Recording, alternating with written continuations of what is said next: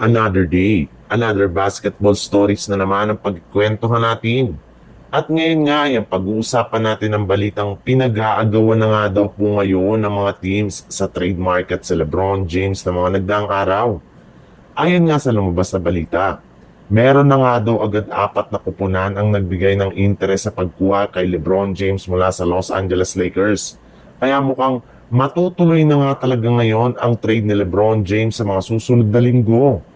In fact, kabilang nga sa mga teams na nagbigay na ng interes sa pagkuha kay LeBron James ay ang Golden State Warriors, Dallas Mavericks, Cleveland Cavaliers at ang Los Angeles Clippers. At sa 4 na kupunan ngang ito ay ang Warriors pa rin nga ang may pinakamataas na ODD na makuha ngayong offseason. At dahil nga yan ang ibinulgar na balita ng isang NBA insider na sinusubukan na nga daw po ngayon ni Draymond Green na kausapin at i-recruit sa LeBron James sa tuwing nagkakasama silang dalawa sa isang event ng mga nagdaang linggo. Kaya hindi na nga daw po kayo dapat pang magtaka kung magiging matagumpay ang Golden State Warriors sa pagkuha kay LeBron James sa isang trade ngayong offseason. Balak na rin naman nga daw talaga ng Golden State Warriors noon pa man na kunin si LeBron James para maitandem ito sa kanilang superstar na si Stephen Curry bago pa man magtapos ang kanilang karir sa NBA. Mukhang matutuloy na nga talaga ngayong off-season ang trade ni LeBron James sa mga susunod na linggo sa dami ng mga team na nagkaka-interes sa kanya.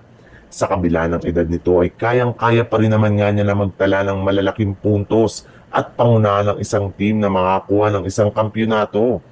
Kaya posible nga na merong mga championship contender ang sumubok na kunin siya sa isang trade sa mga susunod na linggo ngayong off-season. At bukod rin nga sa Golden State Warriors, isa nga sa mga sinasabing team na pwede nga daw kumuha kay LeBron James ay ang Los Angeles Clippers sa pamamagitan ng isang 3-team trade scenario kasama ang kupunan ng Atlanta Hawks. Bali dito nga ay makukuha ng Hawks si Derrick Jones Jr. Masusungkit naman dito ng Clippers si LeBron James, habang ang Lakers naman ay masusungkit si Ivica Zubac at Bogdan Bogdanovic. Sa ganyang klaseng paraan ay magkakaroon ang Los Angeles Lakers ng isang legit na big man at scorer na makakatulong kay Luka Doncic para makakuha sila ng kampyonato sa mga susunod na season.